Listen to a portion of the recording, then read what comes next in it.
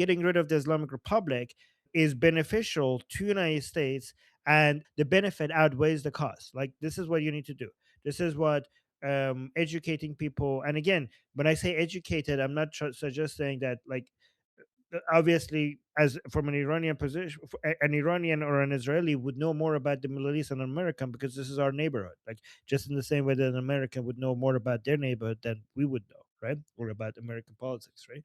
So our job is to show them that we are there fighting the Islamic Republic, and if they assist us, we Iranian people ourselves would do so much to take out America's number one enemy. This is the relationship United States and Israel have with each other. Israel is so beneficial for United States because with just a little bit of support from United States, Israel is doing so much more that benefits United States than United States would have gotten if they had to go into the Middle East and kill their enemies themselves. It would have been more costly. This is why some people who think that supporting Israel is not America first don't understand. Supporting Israel is America first, because it would have been so much more expensive and so much more costly to the Americans to try to go into the Middle East and get American soldiers to kill their enemies there. Israel is doing a beautiful job doing this, taking out their own enemies, is at the same time taking America's enemies with a fraction of the cost if the Americans had to do that, right? So if United States priority is that we can't accept any nuclear weapons for the Islamic Republic, then that's fine. That could be their priority. We have to show, we and many other Americans, like Lindsey Graham or Ted Cruz or Marco Rubio, need to explain to Americans that there is no way for the Islamic Republic to avoid the Islamic Republic going nuclear other than regime change. Like, there is no way. Like, there is no military intervention, no negotiation, no progress, no reform. There's nothing, absolutely nothing that will stop the Islamic Republic from going nuclear. One way or another, these people are going to go nuclear. So even if America wants to focus only on nuclear, I mean, they're not focusing on nuclear only. They're prioritizing nuclear. So that's what I think JD Vance wanted to say. JD Vance is not saying we don't care about the Iranian people. He's not saying we don't care about the ballistic missiles. He's not saying we don't care about the proxy groups. Obviously, they care about all of that, but they care about nuclear more than everything else. That's the main focus. But even in a hypothetical situation where they cared about nothing else, they didn't care about the Iranian people one bit. They didn't care about the ballistic missiles one bit. They didn't care about the proxy terrorist groups that the Islamic Republic supports one bit. And the only thing they wanted was to make sure that they don't go nuclear. That even by just focusing on that, they would be aligned with the Iranian people, because the Iranian people want regime change, and the Americans should also want regime change if they want the Islamic Republic not to go nuclear. Does that make sense, Blake? Yeah, thank you. Yeah, and I totally agree. Next, I have Eric Sharifi. Hey guys, I've been dropping in and out. I had a bit of trouble with the connection, but I'm not sure if this has been taken up. But the Crown Prince had a meeting today with President Zelensky Yes. in Ukraine. And I think this is a major milestone for the European involvement, because Zelensky has stated that the Islamic Republic is a threat to the national security of Ukraine, since they provide the Shahed drones to Russia. And now this opens the door for Europe in the context of saying that pressuring and maybe even supporting Pahlavi officially is helping the security of Europe. So I think this is a huge, huge milestone that's been today. Right. So yeah, they met in Munich. So, and this was really great, and I could share President Zelensky's statement. Actually, let's play the video first. Okay, let's just do the video here. What we have heard is approximately 40.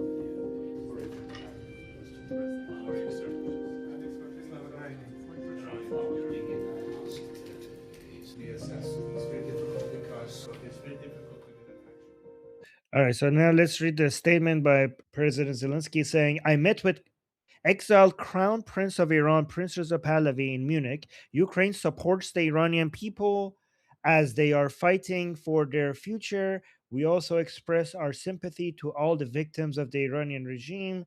During our conversation, we focused on the situation in Iran and the areas. By the way, guys, see how Zelensky is referring to the prince as the Crown Prince of Iran, which is, very respectable way of referring to him, which is really good. So that was good. So saying, during our conversation, we focused on the situation in Iran and the areas where the Iranian people need support. We discussed the importance of strengthening sanctions against the Iranian regime and any other dictatorial regimes. We condemned the cooperation between Russia and Iran, in particular the supply of Shaheds, these are Shahed drones, by the Iranian regime to Russia and the granting of licenses for their production. Such a partnership poses a real threat not only to Ukraine but to the entire region. I thank Crown Prince of Iran for supporting Ukraine's territorial integrity. It is vital to make every effort to protect human lives. Ukraine is ready to help on its part.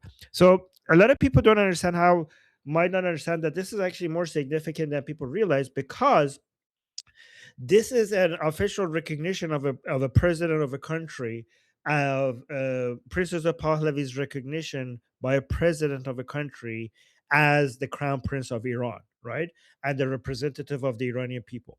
This is a huge win. This is a major win in the legitimacy of Princess of Pahlavi, right? So this is a nightmare for the Islamic Republic, because this increases his international standing, and it's a major, major challenge to the legitimacy of the Islamic Republic, because he's meeting with the president. He's not meeting with like a Marco Rubio, which is not the president of a country, or Gila Gamliel, which is not the prime minister of Israel, or Lindsey Graham, which is not the president of the United States. It's not any of those. Okay, it's a president. He's meeting with a president of a country. So this is a major, major win for us. And also, guys, another reminder why Iranian people, other than the flag of United States and Israel, sometimes you see in the rallies they bring the flag of Ukraine, right? I don't know if you guys noticed that in the protests outside of Iran, when there's Iranian people rally, you often see Ukrainian flags. So the number one flag that you see is obviously the Lion and Sun flag. The two other main flags that you usually see they bring is the U.S. flag and the Israeli flag. But the fourth most common flag that they bring with them is the Ukrainian flag. So that sometimes people find that interesting. Because many Iranians see eye to eye with the Ukrainian people, because Iranian people consider Putin to be an enemy as well, especially because the Russia's support for the Islamic Republic, and a lot of Iranian people historically are very angry with most Russian leaders, because historically they have supported all our enemies, all the enemies of the Iranians.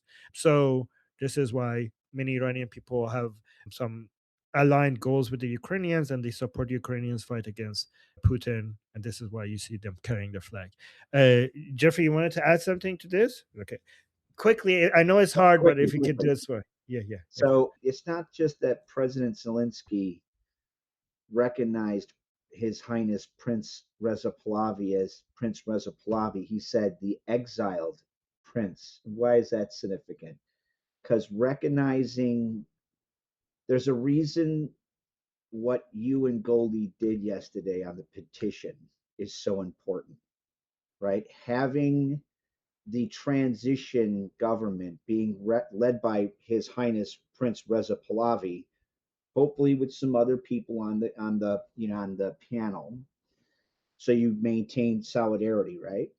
Means that now, as the officially recognized government of Iran in exile, that streamlines a lot of different legal and regulatory hurdles for providing lethal support to anti-mullah elements in Iran. Danny, can you put the entire list in the chat when you have the time? Yeah, 1 second. Next, I have Ali. Oh, I think Eric. Before we go to the next person, Eric, did I answer your question? Yeah, I didn't really have a question though. I just wanted to bring it up, but may I just add to that really quick? I think I think we shouldn't underestimate President Zelensky because his name, because he's been built up during the last couple of years really hard by the European leaders, and they've invested really hard into him as like a character. So his word carries weight now. All right, sounds good. I'm hearing a keyboard sound in the background, but okay. But yep, that's a good point. Thank you, Eric. All right, Danny, I think it's your mic that is open. We're hearing a lot of Oh, keyboard sorry. noise. Yes. That's okay. Okay, so who's next? Did you say? Ali. Yes, thank you, Armin. I just have a quick question. Mine actually has to do with more of what Prince Pahlavi said at the conference in Munich. He was asked a question that came from someone in the crowd, and I apologize if I don't know her name, but it was more in regards to establishing institutions regarding like how people are going to rage after the government has fallen and how they're still going to be upset and they want their justice, so to speak. And Prince Pahlavi mentioned, and I thought it was, in my opinion, one of the best MVP answers, even though the whole interview was amazing, to be honest, on how he responded. I kind of liked how he said that we're going to look at other models, such as South Africa, such as when the Soviet Union fell and what Russia did afterwards. Can you give me your analysis? Do you think, even in a model that wasn't proven, is it important to look at those models still? Because some things can be taken away that can help Iran's new government, obviously, establish its institutions to be on a better foundation than what those models portray. Yeah, I mean, okay. So first, the person who asked the question, her name is Nazanin Bonyadi. She's an actress, and she's been active in the opposition. I was glad. We're a little bit skeptical about her because she hasn't been posting a lot about Princess Pahlavi, but she seems to have been friendly in the conference towards him, so that was good to see. But I need to talk to my Persian audience on the Persian side to see what we think about her. But regarding your question, yeah. So, for example, yeah, I mean, this is one thing really good with regards to Princess Pahlavi's team, is that the level of sophistication and the level of expertise and that they have in their team, and the open-mindedness and the level of research that they're doing, like, you would be so impressed. Like, I mean, I'm sure you have, but everybody here would be very impressed if they go and study the Iran Prosperity Project. Regards, like, it's not just uh, it's on a different level, like when it comes to anything that I've seen, when it comes to people, not just within the revolution in Iran and all the other attempts to create a team of experts to come up with a plan to what to do for the revolution, for the transition, and for after the transition. It's not just the best we have ever had in our history of our fight against Islamic Republic. I'm gonna make this claim, and it sounds like it might sound exaggerated, but I could challenge you to challenge me on this, right? But you could push back if you want. I'll tell you why I think that, but I honestly think that this is the most organized, well planned, sophisticated, academic, researched, organized revolution plan in the history of revolutions in general, right? If you actually study it, right? The way, if you go and see what these people are doing, and they're very, very, you know non-ideological, empirical, like they're looking at data and analyzing things so objectively, like it's so impressive. The Princess of Pahlavi's team, the Nufti team, the people who wrote the emergency booklet plan for the first 100 days after the Islamic Republic falls, it's just so impressive. So, and yes, like Ali is mentioning, they're looking at every other country, not for every phase, not just for the post transition phase, but for the transition phase and for the revolution phase as well. They're looking at historically all other countries, everything that has happened everywhere in the world, the good, and as Ali pointed out, and also the bad, right? And yeah, you can learn a lot from the bad. For example, from the Soviet Union perspective, one thing we want to do, for example, in Iran, once the Islamic Republic falls, is privatization, right? Because right now the IRGC controls most of the industries in Iran. Any industry that grows, at some point IRGC is going to come and take over, and most of our business is controlled by the government, and the private sector is extremely weak and is not able to compete with the IRGC. It's not just a monopoly, it's like monopoly over most industries the IRGC that has. And you can you I mean, I hope most people here recognize that a strong economy requires a very strong private sector, right? We need to go through privatizations of our industries. However, we also have to pay attention to, for example, the Soviet Union. When they fell, they did privatization, and it failed miserably because they were doing it really fast and very unorganized, right? It made it so that most of the people from the Soviet Union managed to just be able to come and grab everything really quickly. And now they turn it now the same people that were in charge before now are controlling most of the industries in Russia. So privatization is good, but we have to learn from other people's failures. Apparently, like, doing it really quickly and without planning is going to backfire, right? So even we have to do it slowly and with like a lot of planning ahead of time. So that's something that you could learn from the Soviet Union. Yeah, so you shouldn't just be looking at the countries that have the correct model and have done things properly. You should also learn from countries that failed and learn from their failure and figure out why they failed. You don't even need to challenge me because I agree with you. They have been methodical. It's next level what him and his team have done. So I will agree with you. Thank you so much for your time, Armin. Yeah, thank you. All right, so Danny, what are we doing next? Next, we have Jeremy. We gotta really hurry up. So if the topics are running long, I don't think we can take responses. Okay, unless Jeremy. really can. Yeah, I mean, yeah, go, yeah, uh, go on, yep, Jeremy. thanks for what you and Goldie are doing in respect to the brave Iranian people. Just had a few comments, and I just wanted to get to some thoughts about the day after in Iran.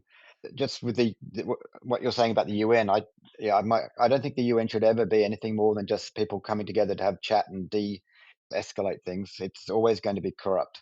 Nations will always vote in their best interest, not in what is morally right, and they can always be paid off by richer nations to vote one way or the other. What you're saying about might is right. I think that applies more to science and engineering. If you've got the right idea of science and how the universe works, and you'll be able to build a car that works. I think countries like US and Germany got very powerful because they've got a lot of rivers and cheap transportations that made them good manufacturing bases for building things for war and building their economies to. So that's why they became powerful. And geography also, and that also implies the political systems. What's a good political system for the US may not be a good political system for Russia that doesn't have that manufacturing base and needs to have strong central power. But anyway, also some things you're talking about with, I think what you're saying about that you're considering other, or that the transitional government may be considering other things apart from just tried and tested things like democracy. I think that's a really good idea because, I mean, democracy might be the best system out there, but it's not. I mean, you look at the adversarial system in democracy is good idea to use it, but the way it's done is very not constructive. All the incentives are wrong. So if you've got a blank slate to build a government, I think you'd be doing very well if you can come up with a better system than anyone's got. Just you seem to have a lot of faith in the US. I mean, I'm not a US hater. I think they've been the best empire the world's had, but I think then their track record still, even though they might be better than any other empire for other countries around the that's not part of the empire, they're still not been that great, and they're not going, I don't think, in a good direction. So no insult to Jeffrey, but I think President Trump is an abnormality. If you had Biden, you had Harris, I don't think you'd be changing the regime in Iran. And there's no the way that the way things are going, you could end up with Tucker Carlson or someone like him as the next president on the right wing. So I wouldn't be relying on the US to be a great superpower. And I'm very hopeful that, if the regime can fall in Iran, then an alliance between the ancient people of Iran and the other indigenous populations in the Middle East could bring a lot of good to the world.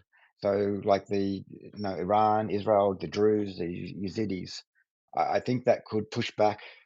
Jeremy, you brought a lot of points that I need to go through. So let me try to go through them. So last point before I go through them, because that's a Can I lot just of make things that I need. one more quick thing? Is that I just Yeah. hope as well that if Iran does set on a good way when it starts off, it doesn't become corrupted like the left wing has, and like the new MAGA is being corrupted as well by bad players, and that you don't get corrupted with the money that's going to come in and try and change you. All right, so let me actually go through all of this. Okay, first of all, I didn't say might makes right. I say that if you're right, you will get might. Okay, so the causation, the might doesn't mean that you're right, but if you are on the right side, you are more likely to become powerful because you have the right methods and the right values, and your economy is going to grow and your people are going to be happy and you're going to be able to afford bigger armies, right? So the direction of the causality is the other way around, and this is not just regarding engineering and science. I also believe that this applies to society and values and culture as well. Like, this is not just an engineering and technology and science thing, right? When it comes to what makes societies progress faster, there are different theories. So if you read Guns, Germs, and Steel, you would get an understanding, like based on what you just said, that maybe it's geography, it's geographic determinism. If you read a book like Why Nations Fail, you would think they would come to the conclusion that it's the power of institutions. Whoever has the best institutions, and that's going to be that's the main determining factor of what society makes societies progress faster. The third theory is that it's the culture. People with the superior culture are the people who are going to be winning. And all of these are to some I think all of these are to some extent true, and sometimes they might exaggerate. I lean on all of these being true, but also the fourth theory that I really agree on and want to focus on a lot more is liberty. And this is what I try to advocate for. I think the most significant determining factor is liberty, because nobody will know what the right way is until it's tested and it survives in a competitive Darwinian model. Like, I don't think like people writing books, philosophizing, and thinking about the best methods are going to ever be able to compete with just allowing everything to be tested out, and through basically just like the evolutionary process in nature, but with living things. When you have more liberty, more things, the emergent property of this competitive basically classical liberal values means that you create some limitations, so you protect the framework, so you have the rule of law, you have border integrity, you fight corruption, but beyond that you let everything go. And in this environment, whatever works will survive. And this is why the more liberal you are, the more free your people are, the more prosperous you will become, the more advanced your country will become, and the faster you will progress. Because as the failure of communism showed us that there are no experts that could determine what is the best way to run economy, and the failure of fascism showed that there are no experts that would be able to be philosopher kings and decide better than better than the wisdom of the crowd what is the best way to politically run a society. So liberty, I think, and having the competition between different methods and different values, and letting the ones that don't work fail, and the ones that do succeed to be determine how we move forward. That's why liberty is key, in my opinion, right? And this is why I'm very hopeful for the future of Iran, because Iranian people want liberty, right? And it's not just democracy, because democracy is part of these values. Democracy is not the whole thing. That's why instead of democracy, and I say liberty, right? When it comes to saying you seem to have faith in the US, but the US has its flaws, I mean, the fact that we even have to point out that US has flaws shows how amazing the United States is, that we need to be reminded that it has flaws. Okay, the fact that you might even forget that it has flaws to me suggests that they're so like nobody has to remind you that the CCP has flaws, right? Like if you come and say like, "Hey, the CCP has flaws," people will look at you like, "What the fuck are you talking about?" Of course, the CCP has flaws. If somebody comes and tells you that Putin has his flaws, people think like you're retarded. Like, of course, Putin has flaws. But the fact that yeah, of course, United States has flaws. But the fact that you have to remind people that it has flaws shows how ahead of other states they are, that reminder is even needed. So yeah, when I support the United States, I'm not claiming that they are perfect, obviously. I'm just claiming that when it comes to the values that we are supporting, they have it, they are founded based upon it, and obviously sometimes maybe they don't abide by it completely, but they're the main supporters of it, right? And their economy shows it, and their military shows it, and not only their economy and the well-being of their people and their laws shows it, it also, I mean, technology, and their technology shows it, but beyond that, their economy influences the rest of the planet, their culture influences the rest of the planet, and their military influences the rest of the planet in a positive way. So even if it's not 100% perfect, through osmosis, the whole planet, I mean, I mean, many people don't understand the influence, the level of influence that America's United States economy, culture, and military has. Like, if you actually compare it to all the other countries around the world, United States is like a sun that all the other countries are the planets that are just orbiting around it. That's how influential the United States is. Like, when it comes to, like, a lot of people don't understand the U.S. The U.S. culture is so widespread that we don't even notice it because we're swimming in it. Like, the rest of the world is swimming in it and they don't even notice it because it's like fish swimming in water that doesn't notice water. Like, when it comes to music, when it comes to the structure of the government, and I mean, the fact that you even have in every other country, you have three branches of the government, that's a US invention, right? The fact that every place on the planet, when you walk into a mall, is either music from their country or it's an American song. The fact that in every country in the world, when you go to their theater, either it's a movie from their country or an American movie. I mean, recently Koreans have also been able to compete, but like they're present everywhere. The fact that all of us here from around the world that we're speaking English, okay, that's because of American dominance, right?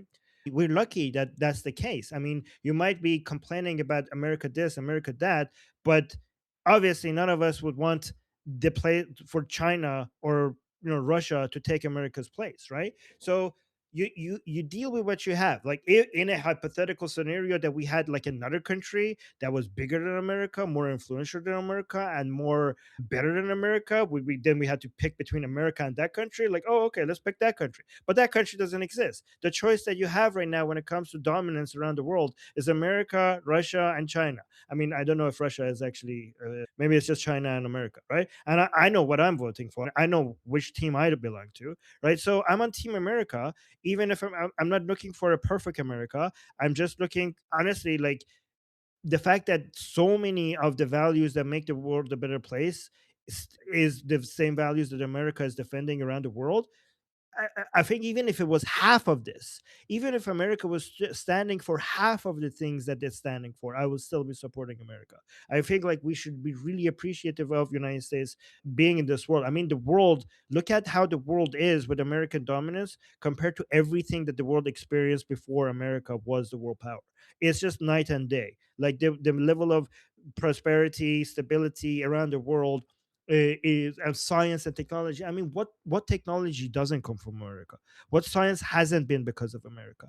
Like, international trade around the world is possible because of the security that America's military is providing globally. Like, everything, if America was not the global power right now, everything would be more expensive everywhere. People would be dying more everywhere. More people would be going more hungry everywhere.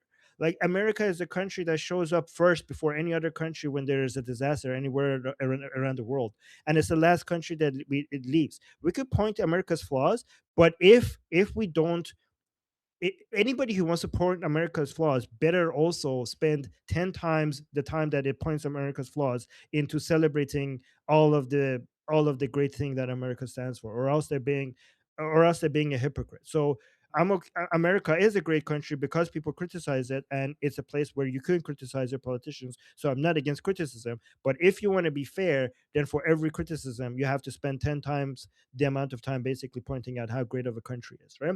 And when you talk about Biden and Trump, I think America's greatness is beyond this presidents. And even if we have some shit presidents sometimes, it would be a temporary setback. The superiority of American values and what America stands for is so foundational within the country, within its constitution, and within its institutions, then it's beyond this presidents. So bad presidents will just make it temporarily for America. It makes it a temporary setback, but eventually America will be. And again, America is moving in the right direction. I completely disagree that when you say America is moving in the wrong direction, the gap between America and the rest of the world is widening. It's not shrinking, it's widening. America's economy is growing faster. America's military is becoming more powerful. America's influence when it comes to technology and culture around the world is increasing. So America is moving in the right direction. And yeah, so and I support that, and I'm glad, and I'm appreciative of America. Even if I criticize America sometimes, I